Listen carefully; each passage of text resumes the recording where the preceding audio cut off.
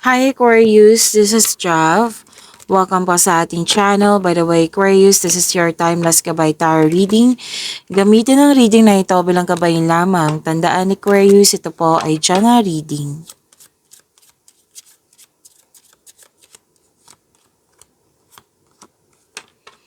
Angel number 111, Destiny. Sabi po dito, follow what you feel, listen as your intuition helps to guide you to what you are manifesting. The inner whispers are helping you to create all that it is that you desire. Listen, lean in, and follow your soul. To attract more blessings, let us say the power affirmation. Let us say, life is always happening for me. I am allowing myself to lean in into what feels good.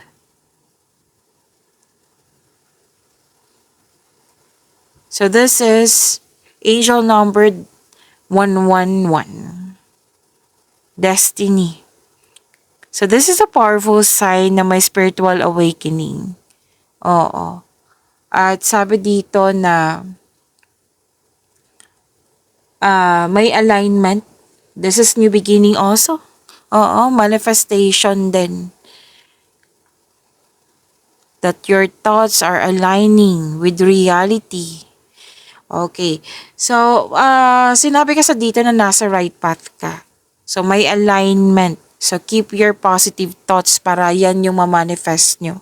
Okay? And may opportunities, may personal power, spiritual awakening. So, maintain talaga na magkaroon ng positive mindset at trust your intuition also. Okay? Yeah, so that is angel number 111.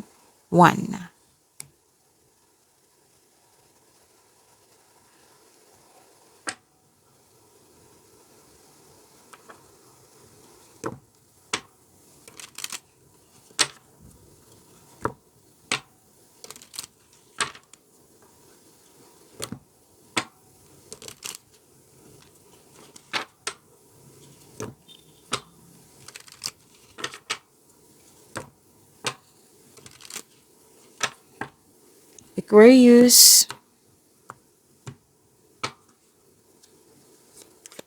Okay. Maraming salamat po sa mga hindi nag-skip ng ads. Subscribe na po kayo sa ating channel at click bell notification para updated po kayo sa bagong video natin. Para sa mga gustong magpa-reading po, comment po kayo ng personal reading and check my reply sa comment section.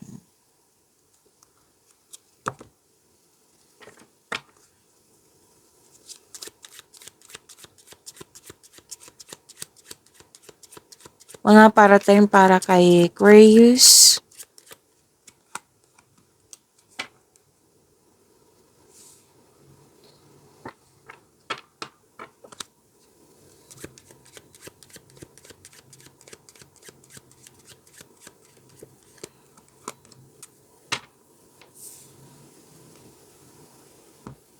Okay. Sabi po dito Aquarius na may desire ka na malalim yung iniisip mo dito, iniisip mo yung desire mo sa buhay. At you're craving. Oo, na may gusto ka talagang ma-achieve. Yan. So, ano to pwedeng may na-miss din kayong tao. Tapos, wishful thinking. Tapos, ingat lang ha, baka nagkaroon ng anxiety yung iba dito. Kung hindi nyo kaya, seek help. Okay? And,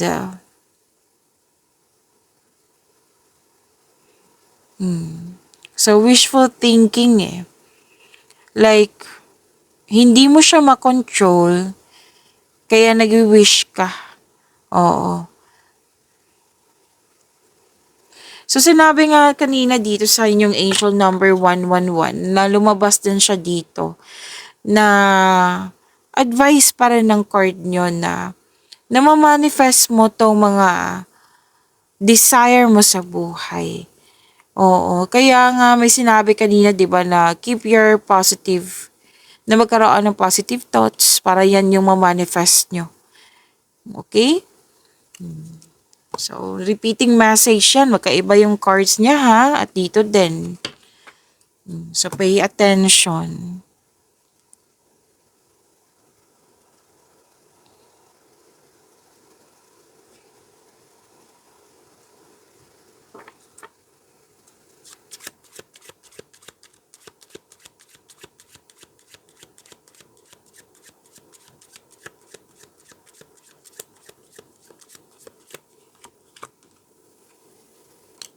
May pagbabago pa rin na sinasabi dito. May changes. At malalim ang iniisip. Tapos, may gagawin ka sana pero undecided. So, pag-isipan niya ng mabuti. Konkretong plano, yan. Makatulong yan. At,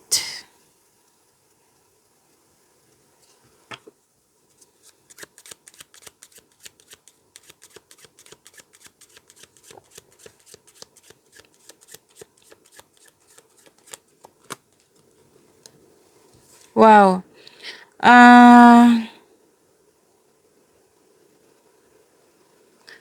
Makaka-receive ka ng pera. Yes, pera ang nakikita ko dito. Makaka-receive ka ng pera.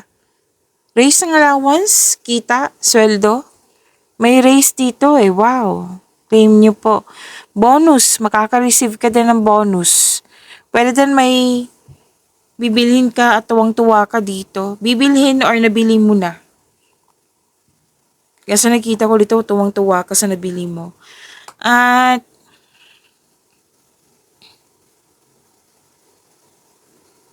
oo, may raise ka sa dito, increase. Pwedeng increase of sales. Pwede na transaction ito na makapabigay sa'yo ng malaking pera. May nagbigay nga dito sa iyo. Di ba may sinabi kanina bonus. Oo, may nagbigay sa iyo na regalo or tulong ba ito? Tapos, some of you receiving a refund check. So, may na-receive kayo malaking pera dito.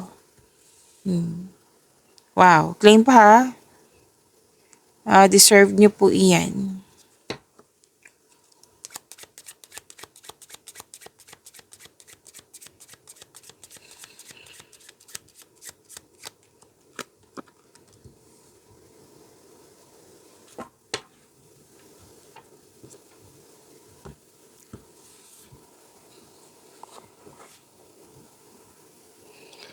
So, Aquarius, may company meeting. Nagbuo ng grupo ng tao. Maraming ginagawa. Nagkaroon ng teamwork. May meeting May meeting ako nakikita dito. And, may dito the act of receiving guests. Like, nagwe-welcome ka ng mga tao. Yan. Okay, so, maraming ginagawa. Marami kang ginagawa. Tapos may dito na pwedeng may binigay sa'yo na responsibilidad or this is leadership role. Pwede din na may new inspiration, new strength. Okay? Maaari din may kasal na magaganap or nag-uusap regarding sa marriage na may promises, commitment, agreement. Basta nagkasundo po. Oo. Nagkaroon din ng bonding sa partner mo, pwede. So may bonding agreement, may promises, commitment.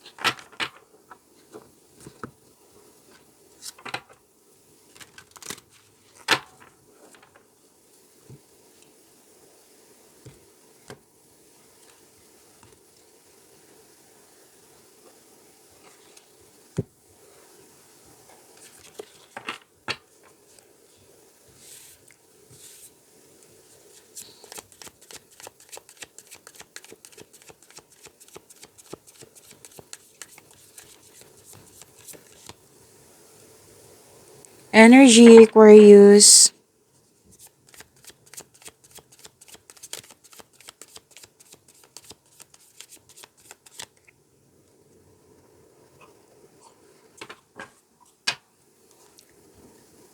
Aquarius.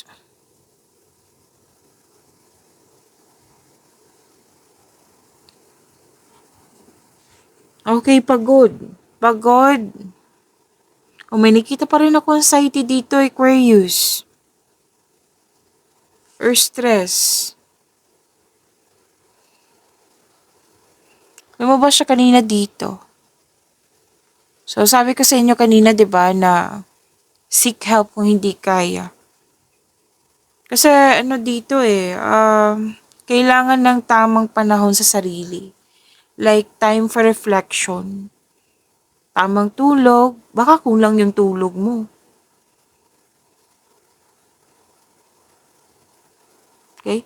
Tamang meditation po.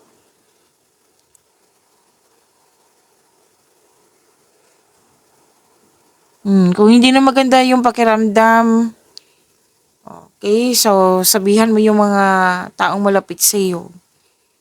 Basta ang sinabi ng card dito na magpahinga. Sapat na pahinga ay kailangan. Tapos, gusto mo talaga mag-isip. Like, mag-isip or marami ka nang iniisip ngayon kasi gusto mo, parang gusto kang mag-stop muna. Like, vacation, rest day. Para makapag-isip na mabuti. At makapaghanda at magpagaling. Gusto mong evaluate mo yung priorities mo sa buhay. Like, marami kang gusto dito Marami kang gusto. So, kailangan talaga na, kasi itong nakikita ko dito, kailangan talaga ng tamang pahinga. Okay, tapos, kung nagkaroon na ng tamang tulog, then, pwede ka na mag time for reflection, para may sagot na sa inyong katanungan, solusyon sa inyong problema. Pero then, na-disappoint ka kasi may hindi pagkakaunawaan na nag-decide ka dito na mag-put space ka muna.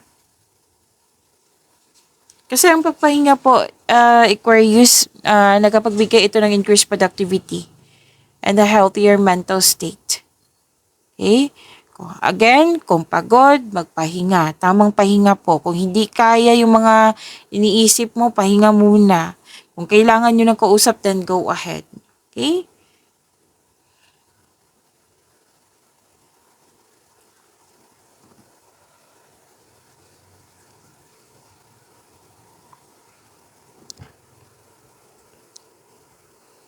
Inaantok nga ako ngayon, Aquarius. So, tama yung tulog ko, ha?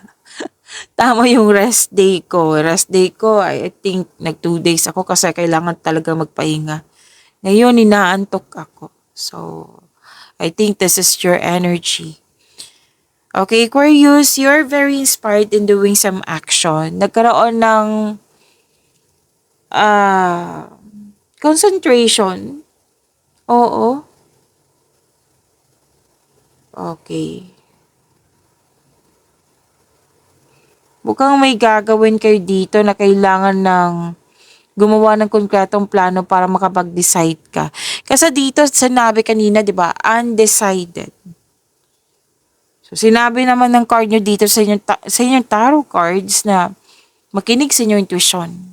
Kasi it will guide you towards to the next actions para makagawa ka ng konkretong plano para makagawa ka ng best decision or best choice. Tapos, don't rush things. Kung ano man to, kasi this is your energy. Pwedeng sa love and romance to, sa career and money, or sa personal life. So, kung ano man to na parang nagmamadali kayo dito, wag po. Kumbaga, one at a time, don't rush things. At, okay, may advice na ng card nyo, same vision for the future. What I meant, same vision. Kumbaga, magkaroon ng vision for the future. Okay? Vision for the future, mag-create ka ng solid foundation, mag-establish ka ng kahit anong plano para sa pag-level up mo. Kailangan kasi ng focus dito. Na kailangan magkaroon ng determination. Mag-set ka ng clear intention. Oo. May travel ako nakikita dito. Yes, you're moving forward to the next level po. Okay, so sa bawat action, kasi yung indecision mo, bibigyan mo siya ng action, di ba? So sinabi ng card dito na with determination at may clear intention talaga sa bawat action para magtagumpay ito. Okay?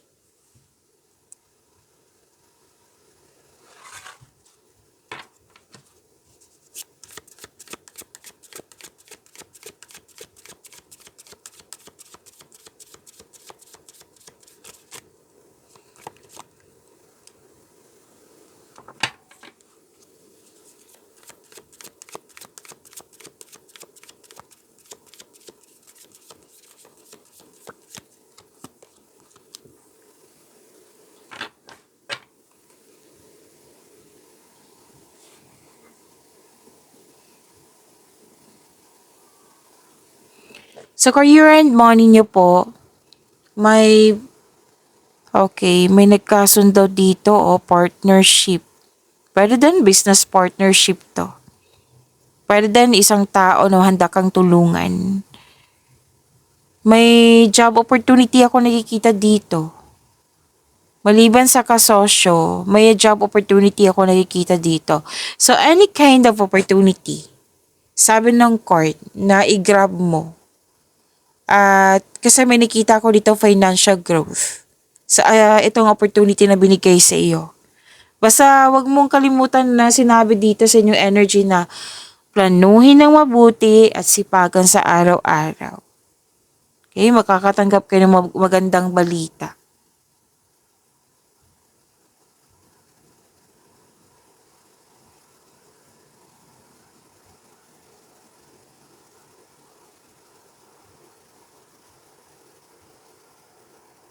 Okay, andito pa rin eh. Aquarius. Oo. Dalawang card na mismo from here din. Na focus talaga sa yung layunin sa buhay. Kasi ang ilan sa inyo dito, pwedeng project din to. Oo. Tapos umiwas po daw kayo sa toxicity. Yan yung nakikita ko sa inyo dito. Like, may ginagawa ka tapos na-distract ka. Oo. Na kailangan mong umiwas sa toxicity. Sabi ng card. And dalawang card mismo nagsabi dito na may mabuting balita, magandang balita, good news. Yan, para sigurado. Aquarius. Mabuting balita po na magiging excited ka. Ang ganda ng energy mo dito kasi katapangan, very confidence. Okay, so may go signal dito. Kung ano man yung mga iniisip nyo, i-go ko na ba to or hindi. May go signal po dito. Basta po, be careful kayo sa mga ginagawa at pinipiling desisyon.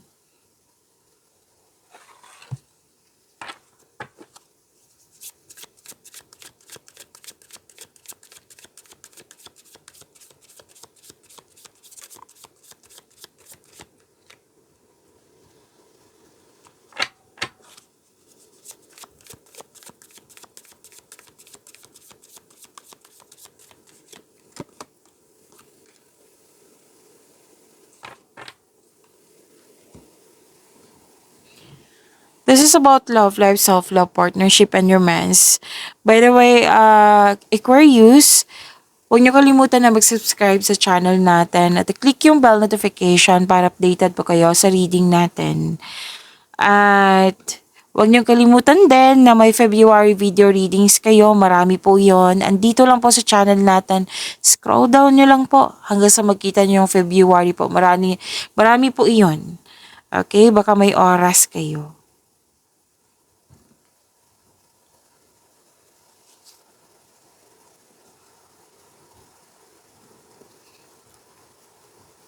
Okay, Aquarius, you have a wonderful romance. Loving, maalaga at compassionate kayo sa isa't isa.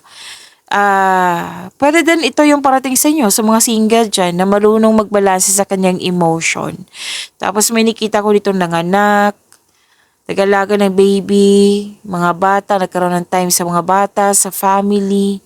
Pag-alaga kasi to nag-aalaga ka ng tao or ikaw yung inaalagaan.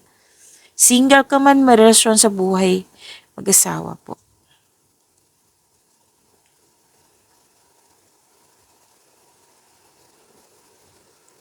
Okay, para sa mga single,